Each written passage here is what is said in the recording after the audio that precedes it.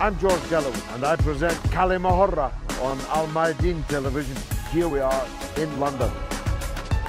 I speak my words freely, either in Parliament, on television, here on the streets of London. Kalima Horra means free word. That's what I speak. So Kalima Horra is a two-way conversation. Check it out on Mayadeen television. Welcome to Kalima Horra with me, George Galloway, on Mayadeen television, coming to you from London, discussing Julian Assange, a political prisoner of note in the heart of London, in the lee of Harrods, where many of you will have shopped. Julian Assange ought to be the recipient of a Nobel Prize. As the editor-in-chief of WikiLeaks, he has done more than all the journalists in the world put together to expose the malfeasance, corruption, and war carried out by the very powerful entities that now imprison him and threaten his very life. His mother, his colleagues in the campaign to free Julian Assange now say that Julian's very life is in danger after 8 years of unjust incarceration without charge until very recently, and a secret indictment in the United States. He is a hero to many. He is a villain to the worst villains on the earth. But far too many people are not yet engaged in the campaign to free him. It's a complicated and somewhat tortuous tale, but its ending is up to you and up to free people everywhere. Either Julian Assange is delivered in irons to the empire in the United States of America, whence he will disappear from view for most probably the rest of his natural life.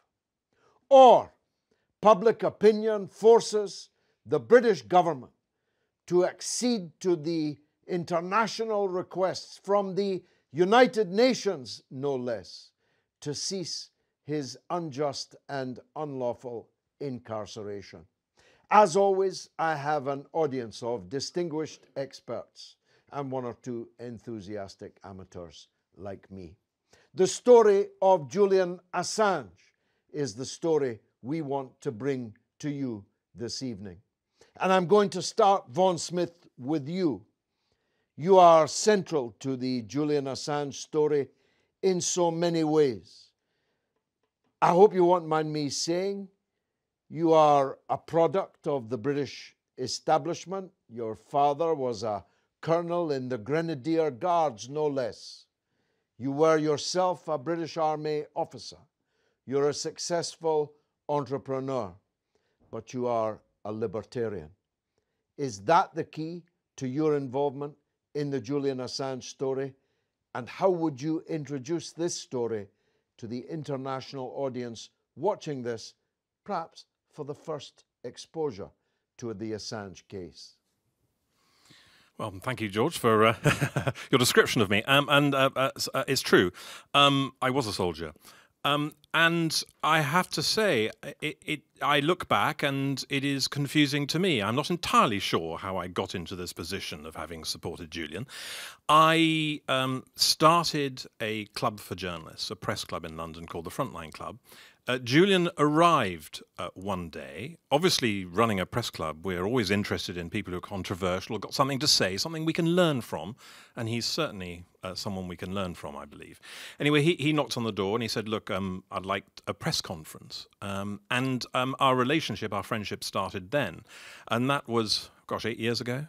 And that was just before he released leaks that he had received from Manning, the Manning leaks, which there were several of. And I remember he held a press conference in the club that I founded, and I got to know him. I saw being a journalist myself, I saw the manner in which the trade that I'm part of reacted to what he was doing. And I wasn't so comfortable with that because there was a great interest from British and American journalism when he had material that they could publish. And that interest diminished to a point today where if you read a newspaper about Julian Assange in this country, America, it's probably about whether he washes. It's probably about whether he flushes the lavatory or something like that. I mean, it's got that puerile.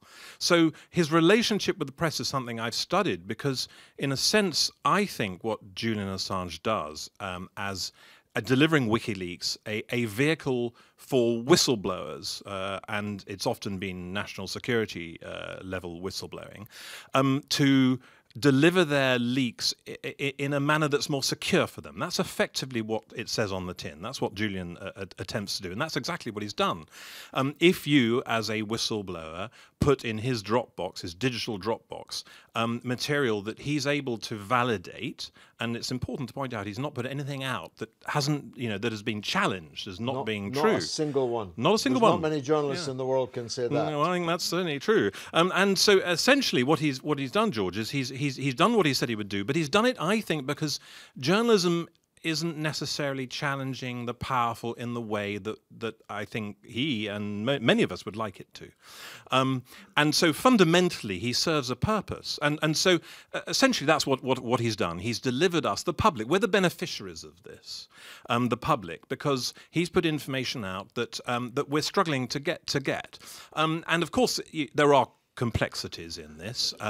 National security whistleblowing is a complex subject. I mean, I don't know anybody who feels like me, and clearly having heard how you feel about this, who's not concerned that we're protected. We don't want our national security services not to function. We want them to function better. We want them to function in a way that we can be sure that they're protecting us from everybody, including power, our own governments and people like that. We want them to be properly scrutinized. We don't want them to be intrusive more than they need to be. So, so in a sense, it's very controversial. But what Julian did then, when he came to the Frontline Club those years ago, was he started this debate about transparency. I think it's an incredibly important debate that he initiated. And since then, the forces arrayed against him, who are incredibly powerful, have been attempting to smear him, attempting to keep him incarcerated so that he can't do that. And this is the struggle as I see it. And during that struggle, I hosted him for 13 months in my house, which was quite an interesting experience, so you can imagine. I still visit him today in the embassy. I am concerned about his health. His health, unsurprisingly. I mean, he's a big bloke, Julian. He's a big bloke. Perhaps you don't quite see this on the television, but he's huge. He's a nice, powerful bloke, big bones. But he's very thin. He's lost a lot of muscle. He hasn't been able to exercise. He's pale. He's clearly suffering. But at the same time, I don't want to underestimate his robustness. He's a toughie. He's managing it. He's okay. But he's suffering, and I think that's how we should do it. I don't think he's not about to collapse. He's managing this awful situation. The things that he became initially famous for were more or less universally acknowledged and welcomed by progressive people, by people interested in the truth, by journalists and political figures and so on, all but the power that was being exposed. So, for example, when he brought us the video of American forces gunning down unarmed civilian people in Iraq, or information about Abu Ghraib and other atrocities that have been committed, he was briefly a hero. Where did it all go wrong? I think that the news organizations, I think about this a lot. It's quite hard to answer. I think the news organizations begun to resent the fact that he had access to all this extraordinary information. And so I think there was a sort of professional resentment. I think journalism isn't, 10 years ago more so, isn't sort of open to everybody in the way that perhaps it should be. If you spend 30 years as a journalist and you've cracked 5 fantastic stories in your life, in your career, and Julian comes and does that in a day, perhaps that's part of it. I don't know. I mean, I just felt that it was... I don't like bullying, and he was being bullied by power. I think that the promise of this country that we live in Great Britain, is that justice is given equally to everybody, and it hasn't been with him, and that's my problem. That's why I've taken the stand, because it's not good enough to smear somebody because power disagrees with them. We have the courts to deal with wrongdoing, not tax-funded smearing by our authorities, and that's where I felt that it was unfair, and that's why I've maintained my support for Julian. Not necessarily because I believe in everything he's done, but we've got to treat people fairly. You can't treat somebody who gets out of bed every morning thinking believing that he's doing good and supporting a public duty, because that's what he believes, and that's what he's doing. You've got to treat people fairly. The things that Julian has done, I think it's important to understand. If you look at his state now, he's lacked his freedom on some level for 8 years now. He's been producing or delivering leaks that he knows is going to make it more difficult for him, and he's still doing it. He's not doing it for him. How's he benefiting, stuck in an embassy? It's not a nice life. It's miserable, his existence, completely miserable.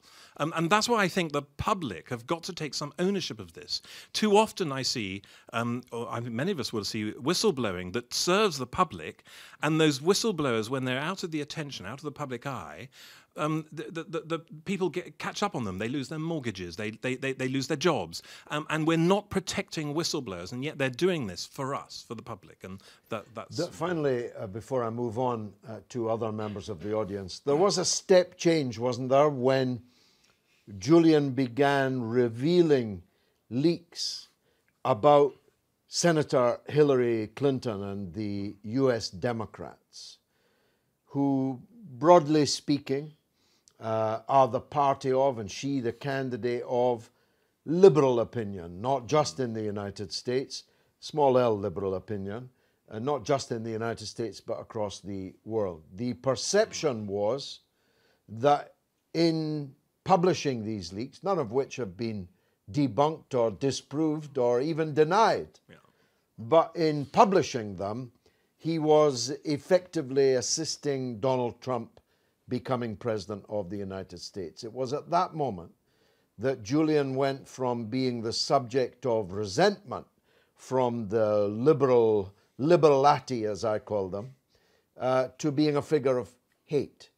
Would you agree with that? I agree with that. But I think it's important to remember at the time, we all thought that Hillary Clinton was going to win. So he didn't do this because he felt he would be favored by Trump. He did this because it was in the Dropbox and he was able to verify it, and it was true. And it's important to point, I mean, these things came from a source called Goose 2.0 and DC Leaks. It wasn't just WikiLeaks that distributed that material. It came from other sources too. So I think that this is a product of disinformation that has promoted the idea that WikiLeaks has been working for the Russians or anything like this. He denies that. I've seen no evidence to support that, so I don't think we should consider that to be the most likely thing that's happened. So yes, I mean, but I think you're absolutely right. There was a perception that he was doing something that helped deliver Trump as president of the United States. But the truth is like that, isn't it? You Telling can't... the truth about Hillary Clinton, if it does deliver Donald Trump, it must have been pretty devastating truth. Well, I mean, the idea was that it undermined, the other Democratic opposition to Hillary Clinton, like Sanders and people like that. So, it's complicated stuff, but we can't choose the truth that we want to hear. Truth is truth, and that's the great thing. If you compare WikiLeaks to regular journalism, a lot of journalism isn't true, and a lot of it is politically motivated. It's commentary, a great deal of it. Whereas what Julian is delivering delivering, is true, but he can only deliver what he's actually got. So when people say, oh, well, why doesn't he deliver some great thing about Russia that undermines Putin? Well, it's not in the Dropbox. Well, send it then. I'm sure he will. And so, you can't choose the truth because it suits you. And you can't ally with people like Julian just because you like or somehow then don't like what they're putting out. Patrick Christys, you're a rising journalist in this country. You're everywhere. Your byline, your face, your voice. You're making your way now in the journalistic profession, and very successfully. Does it concern you that what's happened to Julian is what happens to truth tellers? Yeah, absolutely, massively. I think it's the old adage of one man's terrorist, another man's freedom fighter.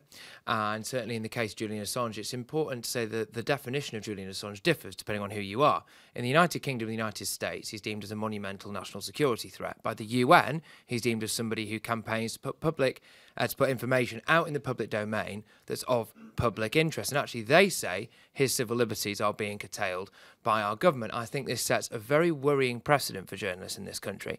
If you have information that would be deemed damaging to national security interests or to your government, if this can happen to Julian Assange, as high profile as he is, what could happen to somebody that nobody's heard about? And I think that's a very, very worrying state of affairs. Now, in this country, in Britain, we hold ourselves up as the standard bearer for human rights, for freedom of speech and freedom of expression. But all too often, we don't practice what we preach.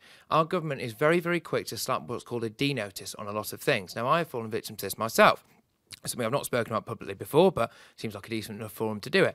I actually uncovered that there was quite a large terror plot at a very well-known London landmark that could have affected hundreds, if not thousands of people. And that was foiled by total accident.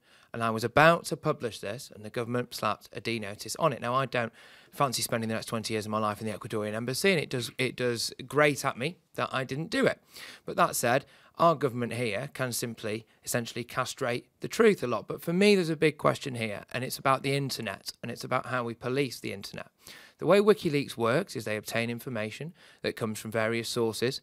Essentially, what that is a leak, by definition, that's come through, and that leak often comes through a breach of the cybersecurity infrastructure of an institution or an individual. Now, the question is, what do you do with that? Do you shoot the messenger, like we are doing with Julian Assange, or does the government hold its hands up and say, we have not protected our information well enough? And I think what they're doing with Julian Assange is essentially trying to mask the fact that they have not secured their own information well enough, and they're using him as a scapegoat for that. And I find that deeply concerning. I just think that we should be very aware in this country that we do not always practice what we preach when it comes to freedom of speech and freedom of expression. And when we look at other countries in Britain, as we do, and judge them publicly and vocally for not holding the standards that we might hold dear, we're not doing it ourselves a lot of the time. And of course, the conditions of the incarceration in a small room, in a small embassy, we mustn't let people get the wrong impression. The Ecuadorian embassy is like an apartment. It's the size of an apartment. And Julian lives in one room of that apartment, now intermittently and for long periods, without even the ability to talk with his mother or his friends, or properly to his lawyers.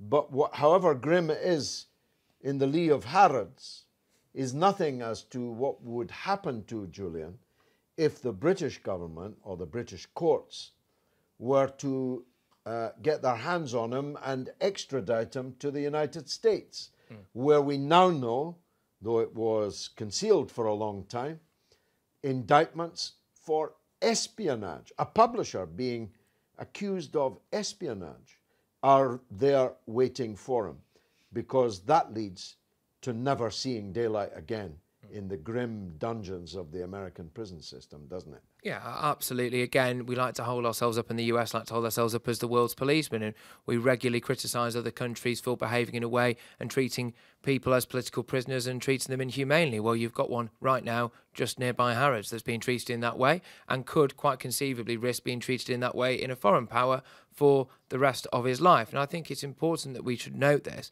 that our government and the US government has taken the decision that they would rather try to silence Julian Assange and treat him inhumanely instead of changing the way that they operate on the world stage and doing that in a way that is less essentially illegal in some respects, less aggressive and less inhumane. They have decided to take the route of actually trying to essentially castrate Julian Assange and stifle his career and stifle all his civil liberties. And I think that's important that people recognise that that is a decision that our government has taken very freely and very easily, and that has to say a lot about our attitude as a nation. I think that's wrong. By the way, the extradition treaty under which he would be sent was from the Blair government, signed by David Blunkett, and it's the most unequal extradition treaty known to man. The United States, though not reciprocally, the United States merely has to file a demand for someone's extradition, and the British government has agreed that they can have it. No cause, no prima facie case, nothing has to be presented. Although if Britain tried the same with an American citizen, they'd soon get short shrift. We'll be right back.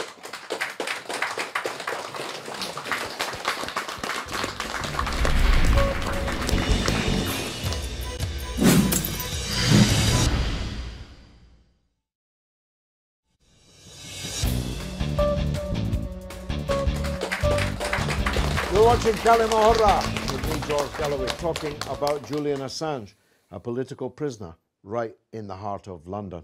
We took the Kalima Horra camera onto the streets of London to find out what the people thought. Let's take a look.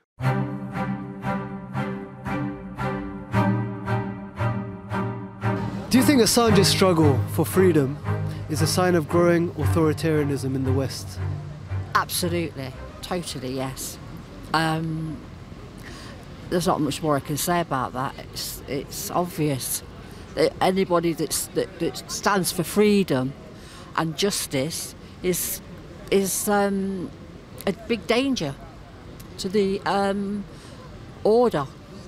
I do, and a touch of hypocrisy as well, because the United Nations have already stated that he's being arbitrarily detained. I think it's a sign that there's something that's being hidden from people. If they're trying to lock someone away just for sharing information, it shows that there is something like corrupt in the powers that be. Definitely. I mean, he's under pressure of American authorities and also other governments that support that type of authoritarianism. I think that some political powers and countries will want him to be quiet, and they will do what it needs, either legally or otherwise, to keep him quiet. As you said, a leading UN body has found that Julian Assange should be released. Why do you think the British government is resistant to this finding? I wouldn't like to say, but America springs to mind, and the fact that we are leaving the EU and we need all the help and money that we can get probably plays a part. If the Americans say jump, they jump, and they say how high. Do you think it's right that someone can be incarcerated for this period of time without any trial? Absolutely outrageous, illegal, unlawful. It shouldn't be happening. It's just not right. No one should be limited to a certain tiny area, especially just for trying to spread the message of truth. Ah, the public, proud of every one of those, I must say. Made you proud to be British. Now, let's continue with the debate. Yes, sir, Julian. Thank you, George. Another fellow Julian. There's not many of us. When you heard Julian was on the show tonight, you're probably disappointed to see me. But in terms of the solidarity with Julian, it seems the good old-fashioned peaceful protest is not enough. And that wasn't enough to prevent the Iraq war. And civil disobedience is probably the way, the likes of the Gilets jaunes.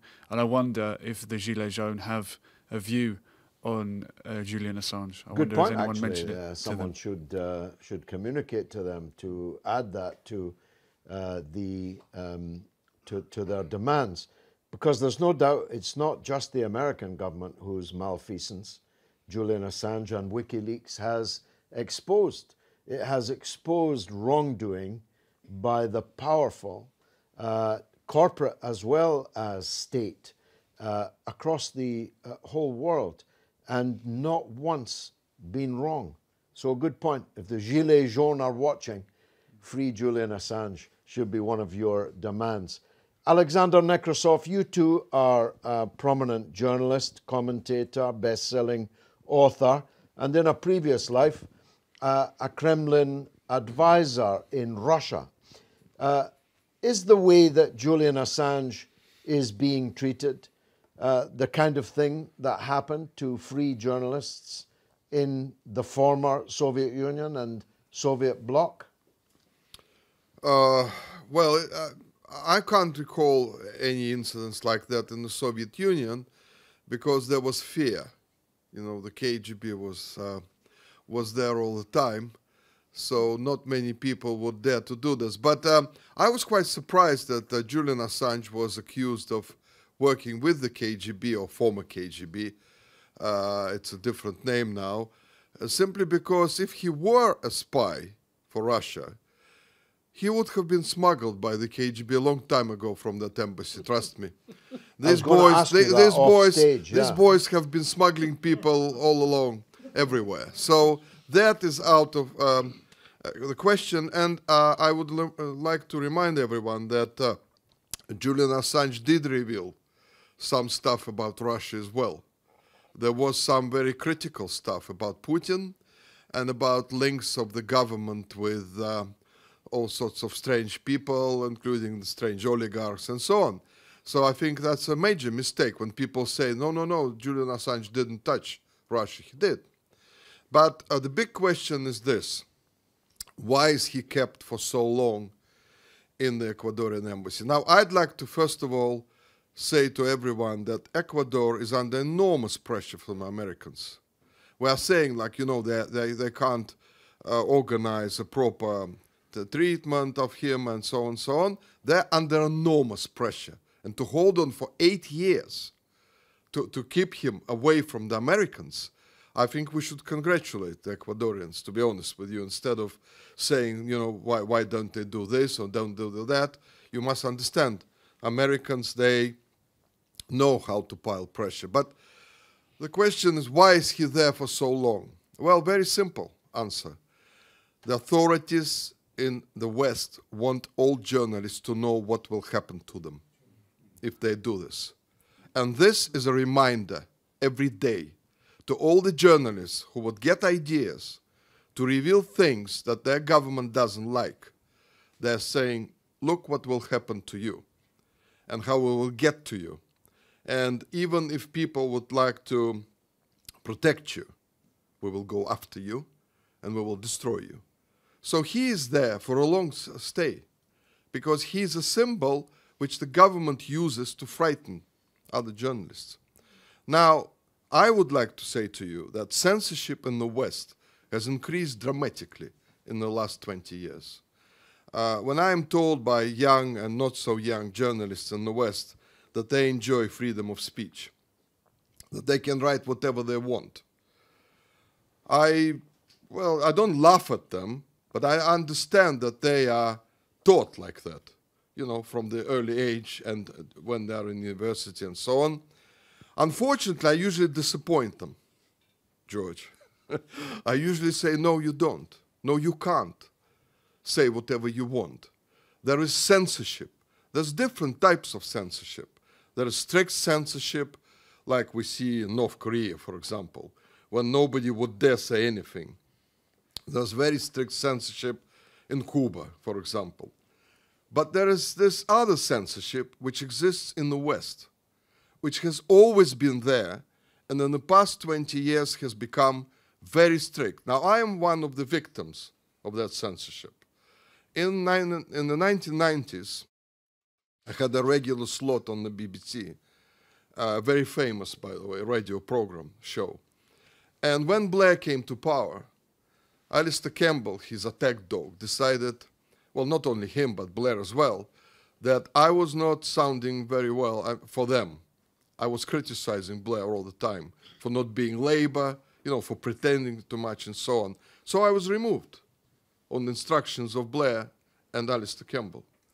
Now, that's censorship.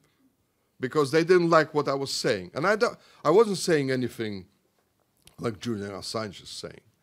So this censorship is also keeping Julian Assange in that embassy. That's very important. So I would like to tell people, not only in the Western countries, but outside the Western countries, there's a lot of talk about the freedom of speech, the freedom of this and of that. There is a very limited freedom now in all over the West. You have to think twice before you say something. And that has been developing, unfortunately, for a long time. Well, Francis Bacon described as the arrow that flies in the night, self-censorship. These journalists, most of them, have no need to be censored. They have already censored themselves. And the example of Julian Assange is, of course, one of the things that they will no doubt have in mind. Thank you for that, Alexander. Who would like to join in? The gentleman at the back, the other gentleman at the back.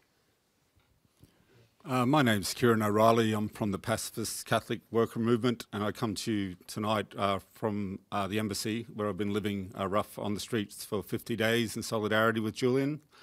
Like Julian, I'm from Queensland, Australia. That's the state where civil liberties were suspended in response to the anti-Vietnam movement and the anti-nuclear movement of the 70s. Australia is the country that wanted to hand him in over on the first day, Labor Prime Minister Julia Gillard, and also the country that will not renew his passport now that it's lapsed last January. Like Julian, I'm a former prisoner of the United States. I served 13 months in Texas, Oklahoma and Louisiana for disabling a B-52 bomber in a ploughshares action.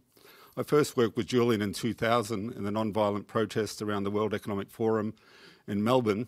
I found my vocation very early with the Catholic worker, living and working with the homeless, doing anti-war activity. Julian obviously moved on from activism and found his vocation with WikiLeaks in 2006, which was when I was acquitted of $2.5 million criminal damage to a US warplane at Shannon Airport en route to the invasion of Iraq. Also, my godson, Ben Griffin, was deployed in Iraq with the SAS at that point. I reconnected with Julian the first day he was taken into custody at Horse Ferry Courts, and it's quite destructive that they then moved it to the court system that's built for terrorist cases at Woolwich. It has an underground tunnel into Belmarsh, which is Category A, so they put him in that setting immediately. What's really traumatised me over the 8 years of involvement, and we provided solidarity outside of the High Court, and Ben Griffin and myself, who's founded Veterans for Peace, provided the physical security of getting Julian in and out of court safely. The press obviously wanted an expression of shock or fear on his face, but Julian's a pretty smart guy, and he's a very resilient guy. He's someone who, in his early 20s, was facing 36 charges in Melbourne, and that didn't put him off. Now, I've met two people. I've lived with a lot of refugees from El Salvador and East Timor, from Syria and Iraq, who understandably flee the extremities of empire.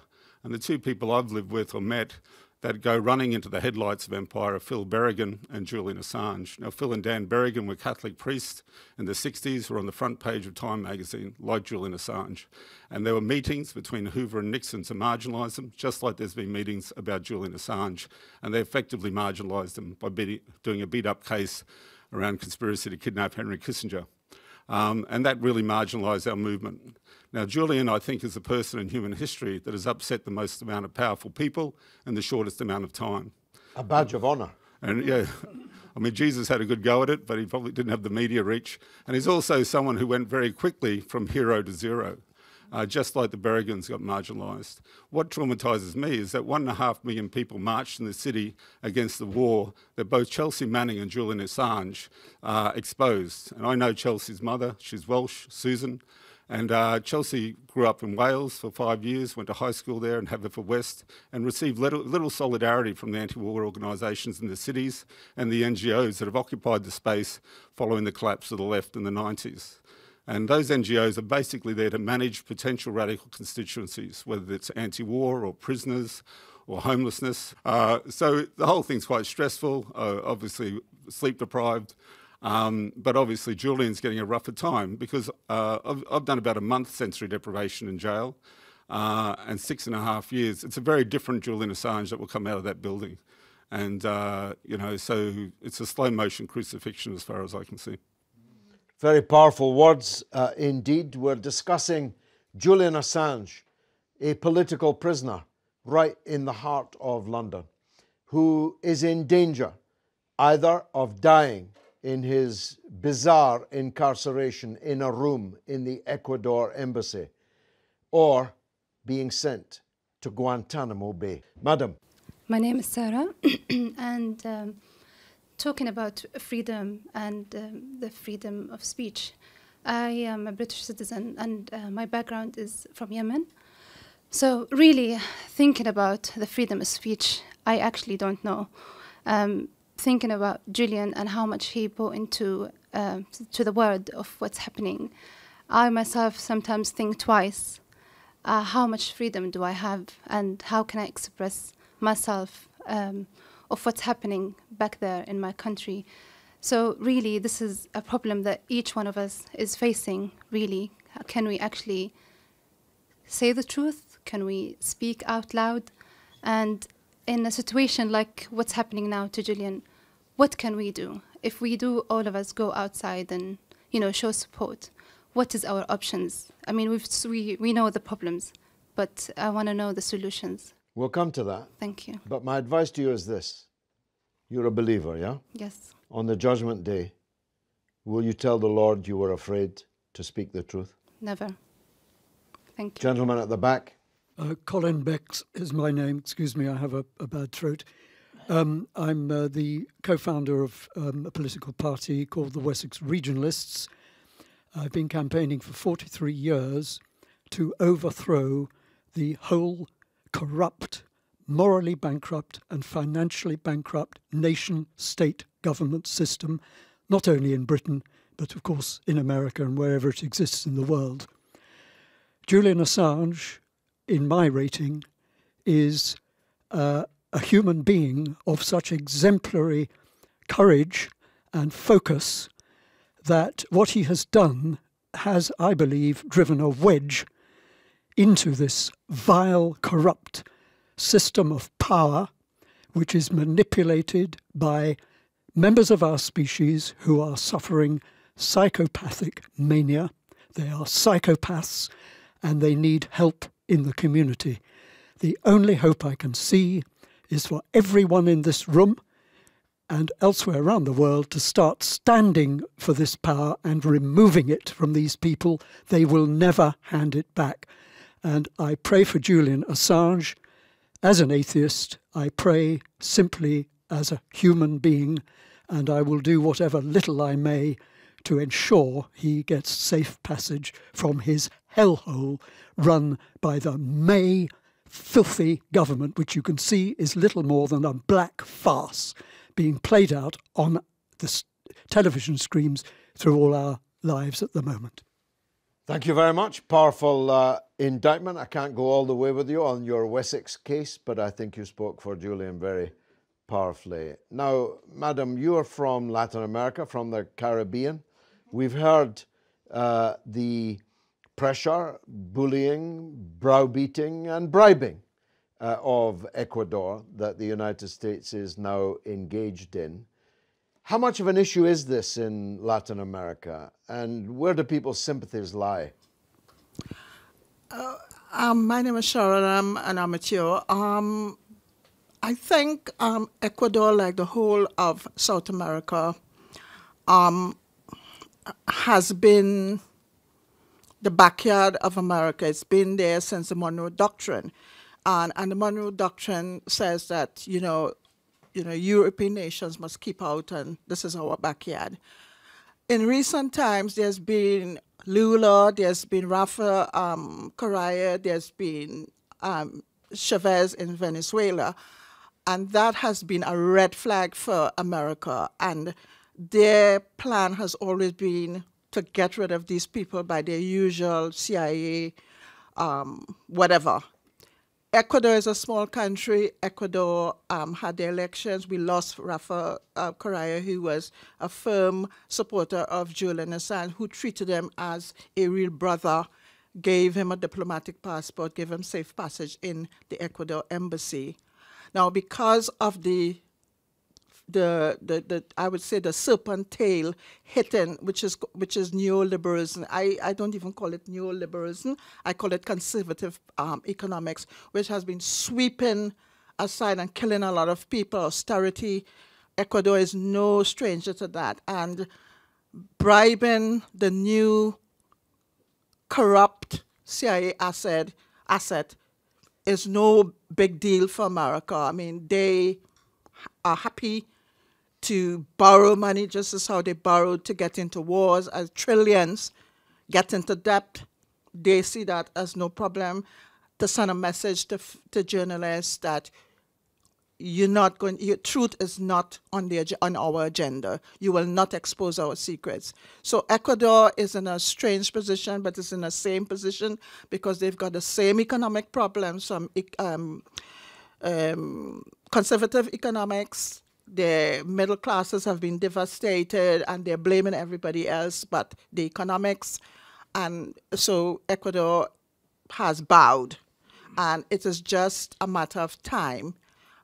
Which is why I thank you very much for keeping an eye on him, and he's gaining a lot of friends all over the place. And I think because so many people have gotten involved, like Dr. William Binney, who used to be with the NSA, John Kiriakou, who could tell you all the stories of his time in a Virginia prison for being a whistleblower. He's gaining a lot. Jimmy Dore from America, the comedian. You know, there so many people are getting on board. So he is definitely with us.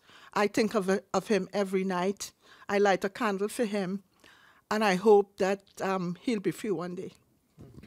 Very powerful. Vaughan, you must be encouraged by the level of sincerity and support in an audience like this once they know the facts. But where does this case lie now? What's going to happen to Julian, in your view? Yes, no, I am reassured by the support in the room. I think ultimately Julian requires public support. We need to, as a public, support him.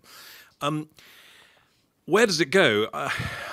I understand. Certainly, Julian's expecting to be encouraged to leave the Ecuadorian embassy. And I'm not quite sure what that looks like.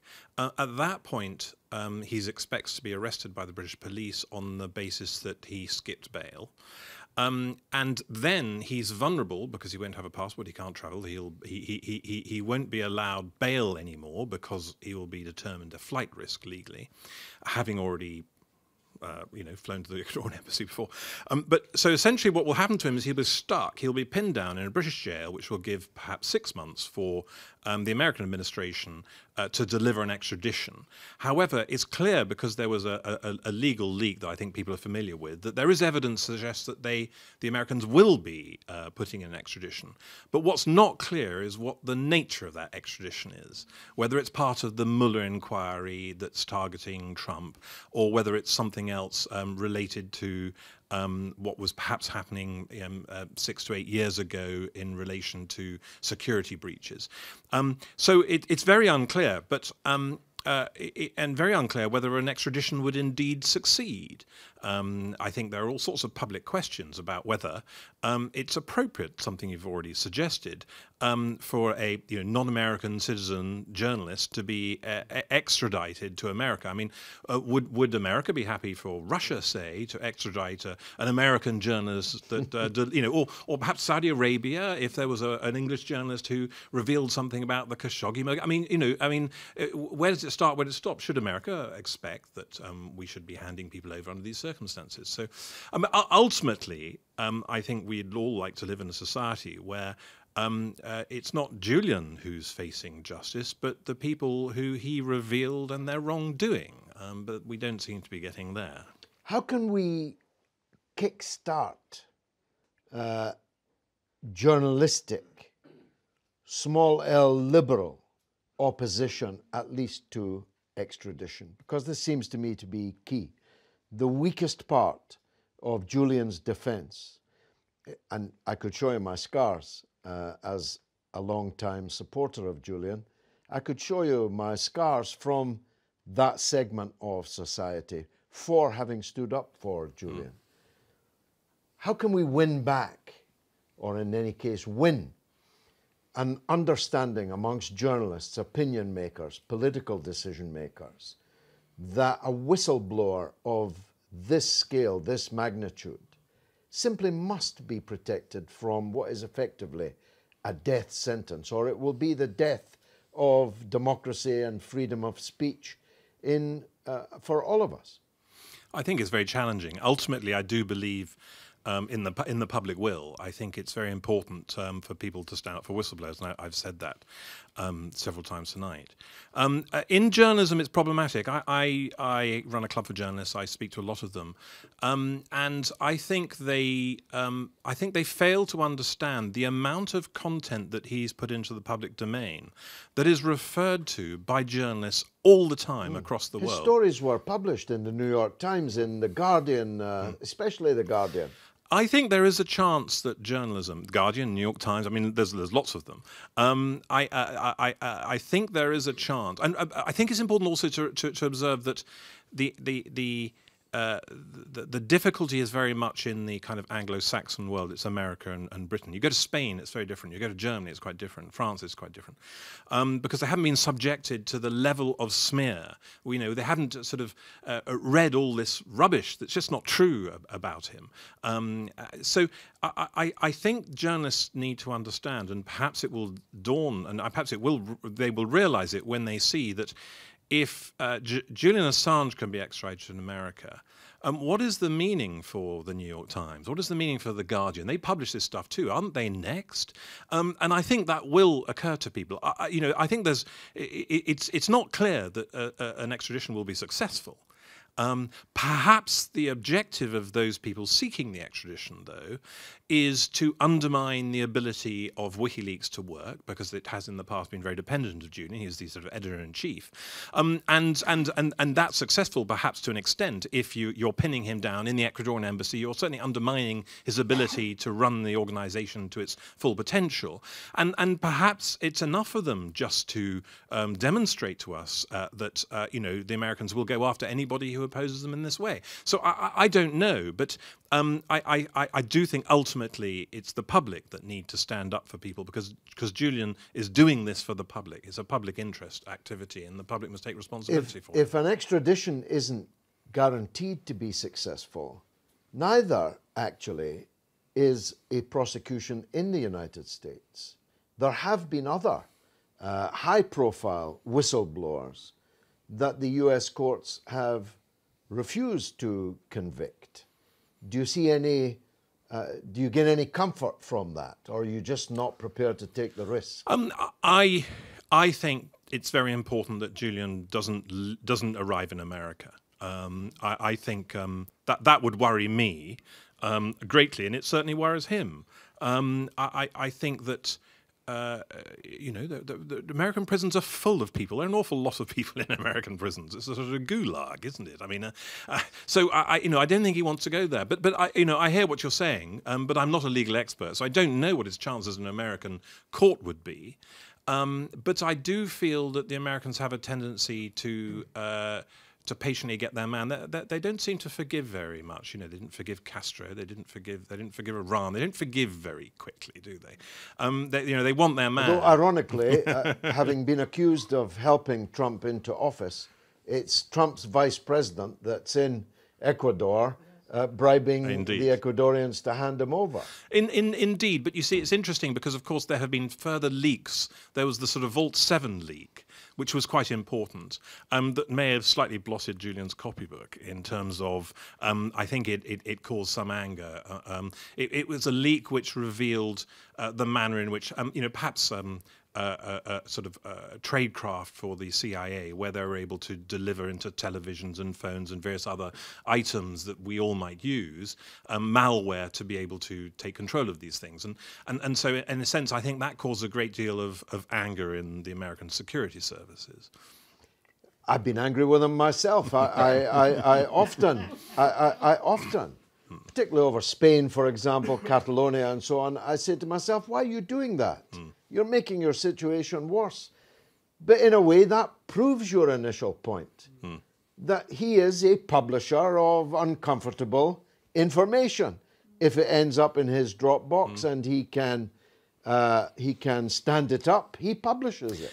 Well, for me, it comes down to this idea about how a civilized society treats people who cause friction, people who don't perhaps fit in. You know, you go back far enough, Socrates, you know, he got executed because powerful people didn't like him. Yeah, Alan Turing, for example, he got rehabilitated, and yet when we discovered all he did to, you know, at Bletchley Park with the Enigma codes. So, you know, I'm not saying that Julian is one of those, but I do think that society needs to be very careful about how it treats and accommodates people who don't appear to fit in and might make us uncomfortable. I think a better society is able to cope and perhaps learn from these people.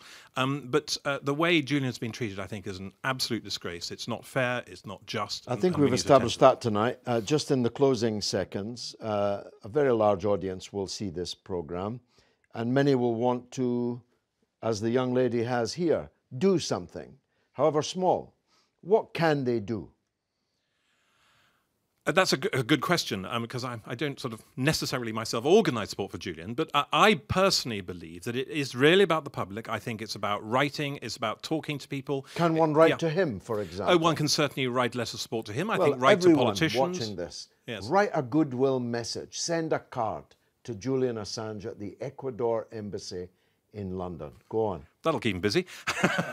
No, I mean, I think, yes, I mean, supporting somebody like that is important. I think moral support, you know, reassuring Julian that we appreciate what he's doing, I think is certainly a good thing to do.